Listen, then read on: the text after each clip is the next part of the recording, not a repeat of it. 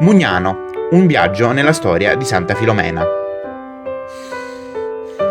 Sabato 23 maggio la comunità di Mugnano del Cardinale ha reso omaggio alla martire Santa Filomena, attraverso la rievocazione storica Il Giglio e la Palma, un viaggio nella storia di Santa Filomena.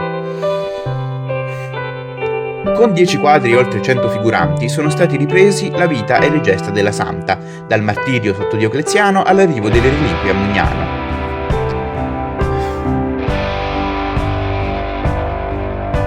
Un evento che apre la strada verso le celebrazioni di agosto, nel corso delle quali i santuari di Altavilla e Mugnano saranno spiritualmente uniti attraverso le figure dei martiri San Pellegrino e Santa Filomena.